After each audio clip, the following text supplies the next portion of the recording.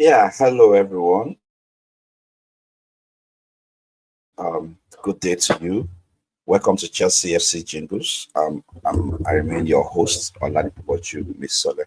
Um, Welcoming you to Chelsea FC Jingles. Yeah, today it was a very funny match indeed.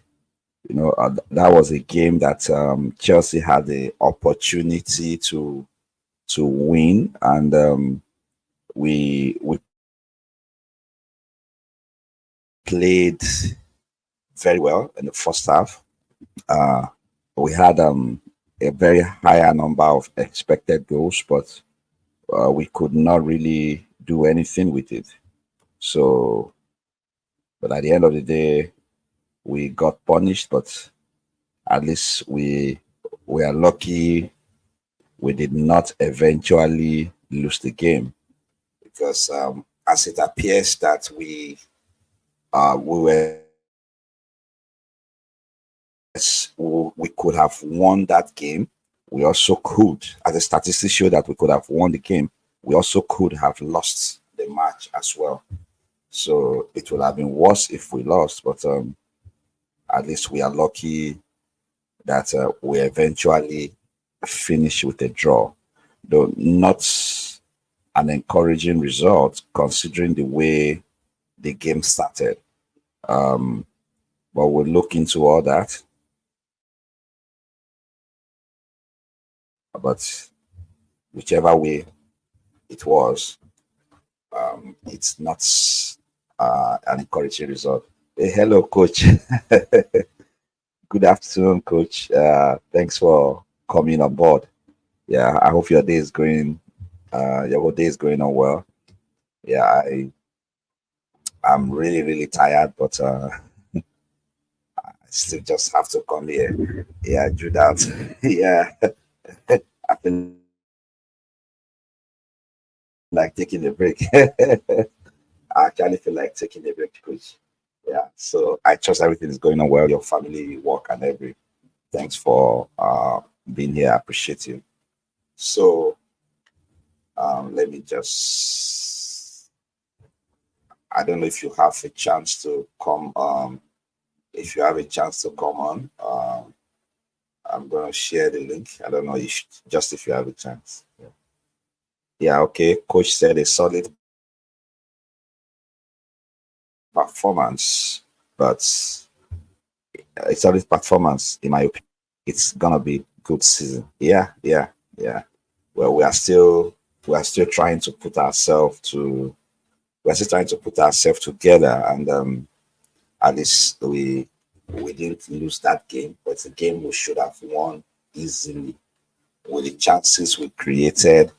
Not like we had that much enough chances, but we had enough chances that was just okay to win the game, but unfortunately, okay. All right. Thank you very much. Okay. All right. Okay. Yeah. I appreciate you. Yeah. Thank you so much. Yeah. It's not going to be a long stream anyway, but I appreciate you so much. Yeah. So we, we are supposed to have won that game, but whatever way it was, we are still grateful that, and then we escaped with a draw. So, we started with a 4-2-3-1 formation, with Robert Sanchez in goal, Malo Gusto on the right back, Wesley Fofana and Levi Cowell were the centre back, and Marco Corella on the left back. Then we had Moses Caicedo and Enzo Fernandez at the midfield. Then Noni Maduke on the right wing, Cole Palmer in the middle, and Pedro Neto on the left. Then Nicholas Jackson was up front as a striker. Well, it looked like Pedro Neto really struggled today. He didn't really have a good game. Yeah, yeah, five big chances. Yeah, exactly. Five big chances was it was more than enough to win that game. Five big chances, one goal, and our opponents had when they had their first chance, they got an equalizer. So when I don't want to criticize them because we know our team is just like it's something that is in a building construction in progress, and we didn't really have enough opportunity to blend together. So we'll be having some collateral uh, matches. Like some of our matches will be what we'll use to get ourselves back in place. So, and then the substitute players, we had Axel Desasi, Tosin Adarabioyo, Mohailo Modric, Philip Jorgensen, Yao Felix, Christopher Nkuku, Kenyan Joshua Hall, Cesare Casade, and Renato Vega. So then we still have Rich James and Romeo Lavia as the only two players that are injured. What a lucky season. We hope we do not get to have a lot of players on the hospital bed this time. So the I think the assist came from Cole Palmer and the goal came from Nicholas Jackson. So it was a very easy tap in for him. But what matters is that he got a goal, and the goal is what matters. The goal doesn't have to come in a difficult manner. So then our opponent, Crystal Palace, fielded a 3-4-2-1 formation. And on the 3-4-2-1 formation, they had Dean Henderson, then in goal, Chris Richards on the left back, McGuehy as the centre back, and Nathaniel Klein as the right back. So they also had Tyreek Mitchell, Will Hughes, Adam Whiting, and Daniel Mons as the guys that constituted the four midfielders. And then Eberechi Eze and Diachi Kamada as the two attacking midfielders up front, and Jean Philippe Mateta as the striker. So it was quite an intense game. But then we scored our goal quite early in the game. I think it was 25th minute in the first half, and then equalizer came in the second half in the 53rd minute. So then the statistics, the match statistics was we had 7 shots on target, and they had 3 shots on target. So we had 5 shots off target. Crystal Palace had 1. And then we had 1 blocked shot. Crystal Palace had 5 blocked shots. So much ball possession, we had 63% against 37% from Crystal Palace. And then we had 4 corner kicks. They had 4 corner kicks. We're offsides. We had no offside there. They were offside once. We had 9 fouls. They had 13, and 4 yellow cards. And against their 2 yellow cards, 14 throw-ins against their 17, 20 crosses against their 10 crosses, and 8 counter-attacks against their 7. 2 goalkeeper saves from Chelsea against Crystal Palace, 6 goalkeeper saves, and then 2 goal kicks from Chelsea against 12 from Crystal Palace. So like I said, the game was quite intense, and we had Pedro Neto conceding a yellow card in the 8th minute, and they also got a yellow card from Will Hughes at the 14th minute, and Nicholas Jackson goal came in the 25th minute. Wesley Fofana had a yellow card too in the 32nd minute. That was before the end of the first half. So I'll just look at Chelsea's substitution.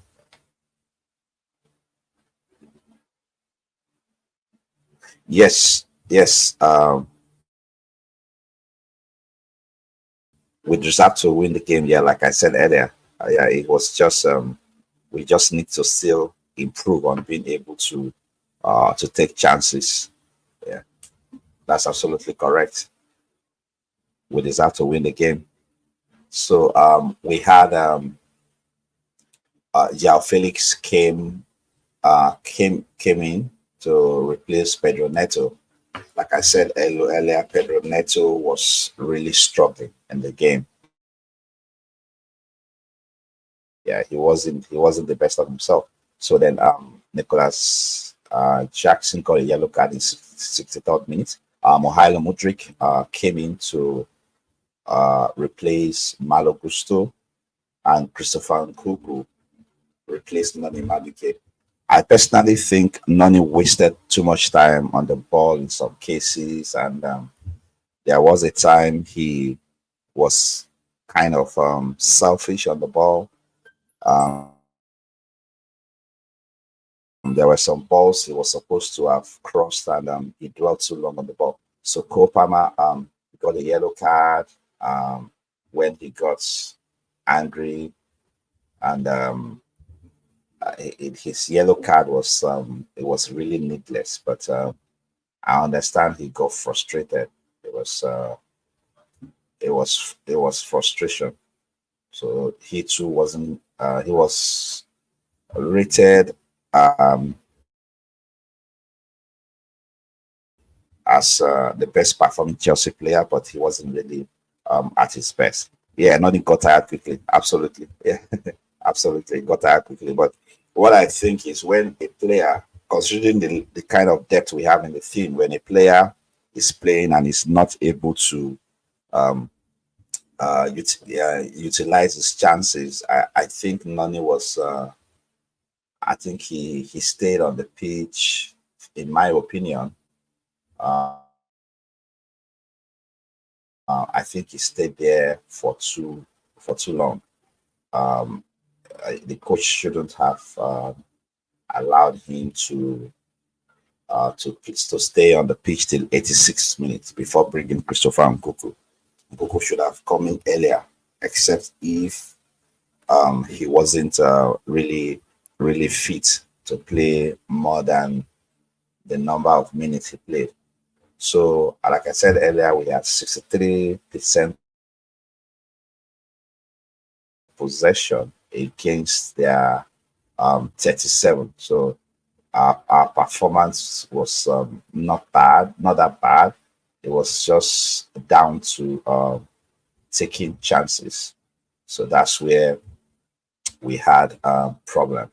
So talking about the player ratings, I would say um, Robert Sanchez was rated 6 out of 10. That goal was beyond it was beyond him. Yeah, he was very helpless with that goal. Yeah. Coach said he stayed longer than he should. Yeah, yeah. And how do we solve the right back issue? Well, that's a very serious problem. Um, the coach couldn't really say anything certain about Malo Gusto's injury. And my most preferred right back is not in the team. In the absence of Rich James and what's his name? Rich James and Malo Gusto. I personally prefer Chalobah in that position, but he's not in the team no more. So he's been shipped to Crystal Palace. So we, though Axel Disasi is another option, but I think Chalobah does play that position better than him. So, yeah, yeah, okay. Yeah, that's a good suggestion. Cucurella on the right and Vega on the left. Yeah, I think Cucurella will still do quite good over there. He's a very utility player. That's a very good suggestion. I didn't even think of that. So Malo Gusto did okay. He made fine recovery in tackles, and Second half, he struggled kind of in the second half. Sorry. So then Samuel Augusto got 6 out of 10. Wesley Fofana also got 6 out of 10. He too played quite well, but he wasn't at his best like every other player today. Levi Colwill, 7 out of 10. Levi Colwill was kind of, it was physical with Jim Philippi. He did quite well in his role to building towards and a build up towards the goal. He got 7 out of 10. So Marco Corella, he was not that much noticed. He got 6 out of 10. Enzo Fernandez got 6 out of 10 as well.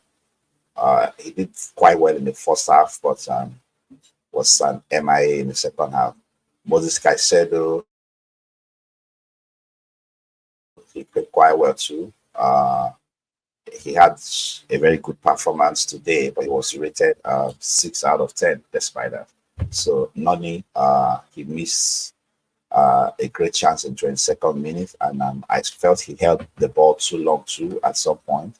Like coach said, he got tired easily today, and he also played a part in Jackson's goal, and he could have also given Jackson the second goal, but he made this kind of like his selfish decision with the ball at that point. So he was rated 6.5 out of 10. So Cole Palmer, okay, sorry. Coach is asking the question, how do we solve? Okay, no, we talked about that.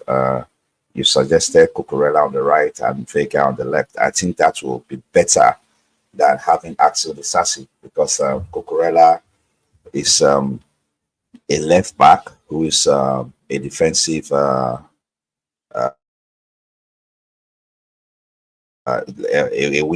defensive winger. So I think he will still be able to fulfill that role better than Disasi, who might struggle because with the speed and all that. Because Disasi has confirmed last season that it's really under Pochettino that's really difficult playing that position. So I think Cucurella will do better there. Yeah. So Cole Palmer got 7.5 out of 10. Yeah. Yeah. So mostly for the assist. And he too was very involved in the game, but he got frustrated for not being able to take most of his chance. So Pedro Neto, he was very quiet. Like I said, he struggled a lot. He couldn't really get involved in the game. So he was rated 5 out of 10. That's quite poor. So Nicholas Jackson, well, he was rated 7.5 out of 10. At least he scored a goal. So yeah, Felix was rated 6 out of 10. I think he came in about an hour. And then Mihajlo Mudryk was rated 6 out of 10 too. He played only 20 minutes. He didn't make the best of the impact, but at least I saw him made a very good run where he passed the ball, but he was rated 6 out of 10. His performance wasn't bad. He could be better. Christopher Nkuku was a very late sub. He was only on for the last 4 minutes, though there was an added time, but he didn't have enough time to be rated. So I hope the game we hope will improve and be able to find the right match. We miss Romeo Lavia in the team. We miss him in the midfield.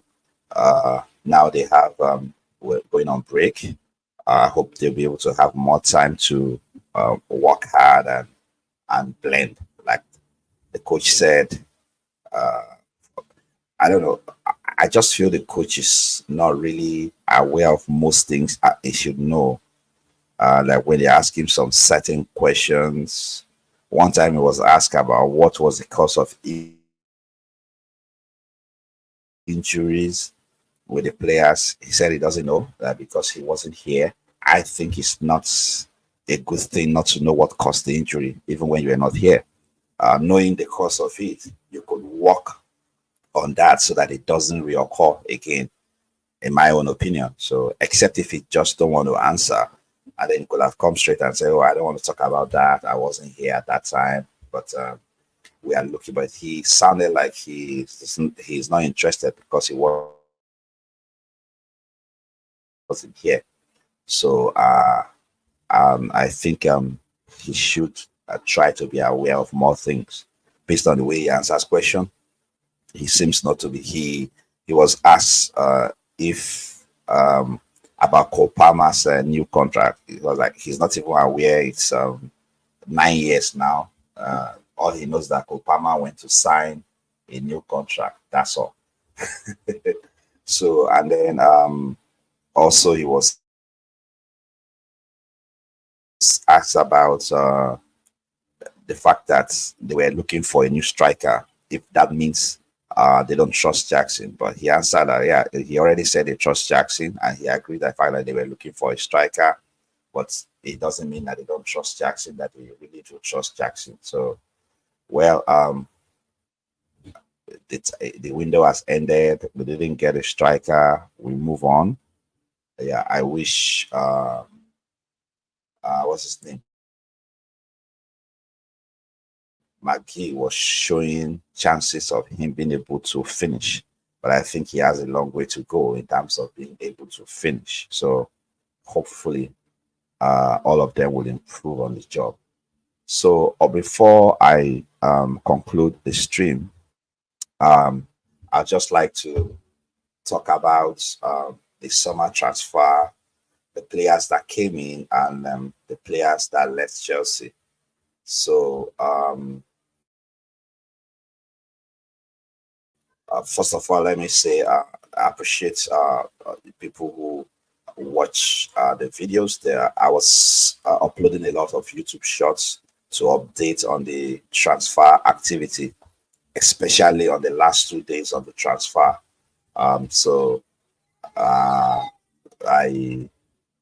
I'm very grateful, but like I always said, please always remember to like the videos, and when you watch and you are not subscribed, please kindly subscribe to the channel. It doesn't cost anything. Please, it's just a way of supporting the channel and helping it to grow. Yeah. Viewing is good, but it's not just enough. Liking videos and subscriptions also help to grow the channel. Thank you very much. So we had incoming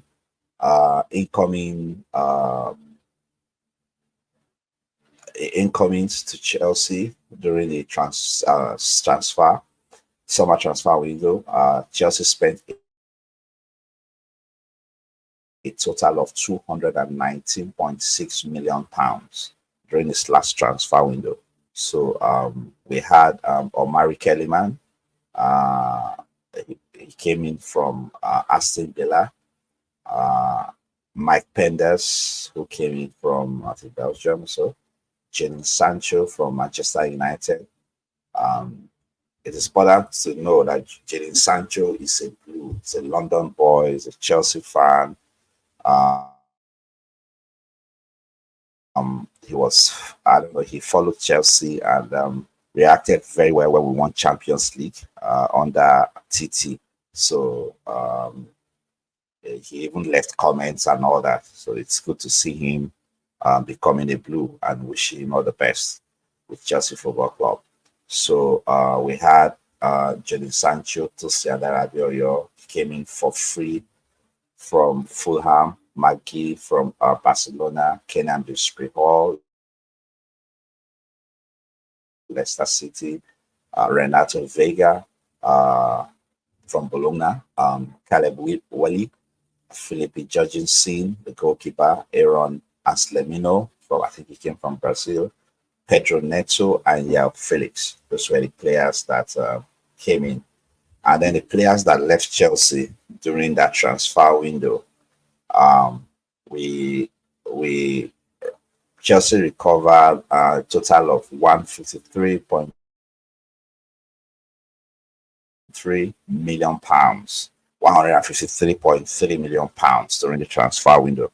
So this is the earliest opportunity to talk about it. And the players that left Chelsea include Malang Sarr, he left on the free. Michael Golding, Thiago Silva, he also left on the free. Lewis Hall, who he left on a loan but now completed a permanent move to Newcastle Football Club. Omari Hutchinson, who came from Arsenal Academy and had made a permanent move to Ipswich Town. Ian Matson, who was on loan to Borussia Dortmund, had a fantastic performance and played the Champions League final and was very outstanding in the Champions League. He even made the UEFA starting 11. So he made a permanent transfer now to Aston Villa Football Club. Then Hakim Ziyech, who was on loan to Fenerbahce in Turkey. He also made that move, a permanent one. Then Armando Broja, who his transfer was really, really annoying. It was one of such like they just kept talking, they broke down, they came back, they talked. That's between Chelsea and I think it was Ipswich Town, yeah. But eventually they were just talking, and it was basically like the first time he broke down, he didn't pass medical, but Everton rescued him, and Everton took him on the deadline day of the transfer window. Yeah, also on the deadline day, Raheem Sterling made a move to Arsenal and on loan as well. Armando Broja was on loan. Tino Anjorin, I think he made a loan move. I'm not too sure. Romelu Lukaku, yeah, the elephant in the room. He made a permanent move to Napoli to join Anthony Conte. Yes, coach. Okay, coach said I totally forgot about it. Yeah, yeah. He too. Remember, he almost couldn't move then because of not passing medical, but somehow they took him. He was supposed to go to Saudi. It didn't work. He didn't pass medical in Saudi, and then he eventually got taken in Fenerbahce. So the move had been made permanent now.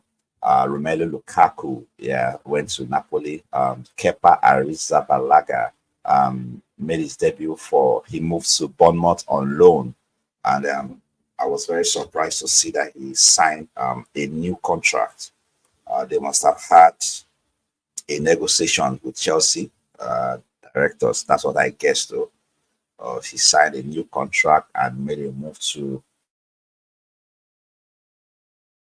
Bournemouth, and Bournemouth's a very good team too. At least he's their first choice goalkeeper now. I saw him in goal against Everton, and they had a very fantastic comeback, and they won the game. So they were already down, and they had a comeback and they won the game. So Conor Gallagher, yeah, that's another move that had a lot of drama. The young man went to Spain. It looks like the move was tied to Chelsea signing Omar and then Omar could not pass Chelsea medical. Gallagher came back. The good thing was that the coach wanted him, even when he came back. Gigio Simeone was in touch with him, assuring him that he was going to make sure the deal pulled through, and that really happened, especially after Chelsea had signed João Felix. So, or João Felix, like he calls himself. So, the move was a permanent one. It's a guy that forever missing Chelsea. He was a very committed blue. Then the last but not the least is Leslie Ogochukwu, who also went on loan. Leslie Ogochukwu went on loan, and Well, I'm still observing Dewsbury Hall. Yeah, I hope he's able to really kick the ground running. Josh Hall hasn't convinced me that he's better than the Leslie Ogochukwu I saw in preseason. And he hasn't also convinced me that he's better than Kani Chukwuemeka. So we still have Kani Chukwuemeka in the team, though. He was rumored to be leaving, but he eventually didn't leave. Although Chelsea said they were going to keep him, that he was not for sale, but I didn't buy any of that, though. Possibly nobody came for anything anything serious. So those are the players that left and the players that came in. So um, in another video, I will be talking about the players that we have in the team. Our 22 or 25 man that we have. I think I can just take that quickly. I think I can take that quickly. Okay, so Chelsea. Sorry. Okay, we have 25 man. Yeah, our 25-man squad. So we have two goalkeepers who will be starting, Sanchez and Jorgensen. I think we'll have Bettinelli as number 3 option, but it's not listed. But then Sanchez and Jorgensen. Then for the centre backs, we have Wesley Fofana, Levi Colwill, Axel Disasi, and Tosin Adarabioyo. We have 4 centre backs registered in the team. For our right back, we have Rich James, the captain of the team, and Malo Gusto. Then for our left back, we have Cucurella and Renato Vega. They are the 2 left backs that we have. But we also remember that both of them are very versatile. They can also be centre backs as well. That's a very interesting thing. And we have Enzo Fernandez and Kenan Dewsbury-Hall as midfielders. Then we have Romeo Lavia and Caicedo also as midfielder. Caicedo, Lavia, and Enzo can double as defensive midfielder, and they can also be offensive at the same time. Not too sure of KDH. Like I said earlier, KDH needs to step up. Coach said we'll have a more settled defensive line if those is that. Absolutely, yeah. He has confidence and he seems to be more organized. But we'll still watch how it goes. Maybe because he came on a free, they are not really keen on starting in there. But though he do start some, I think he's a starting option when it comes to the European game. So I think that's his on his starting lineup over there. So we have attacking midfielders. We have Cole Palmer, Nkuku, Christopher Nkuku, and Kani Chukwuemeka. Then we also have the right wingers. We have Noni Madueke and Pedro Neto. So Pedro Neto, I know him to be a left winger, but it seems he's registered to be a right winger along with Noni Madueke. So, and then on the left we have Jadon Sancho and Mihailo Mudryk as a registered left winger. And we also know that both the right wingers, Neto and Madueke, can also double in that aspect. And then Cole Palmer can also play as a right winger. Nicolas Nkuku, who's listed as attacking midfielder, can also or attacking midfielder or a supporting striker, can also double in the left winger. So these guys are very versatile, and it's a very good opportunity for Chelsea, having guys that can switch around. And that's one thing the coach has always said. The coach has always said that he likes his team because the guys are very versatile and they are all utility players.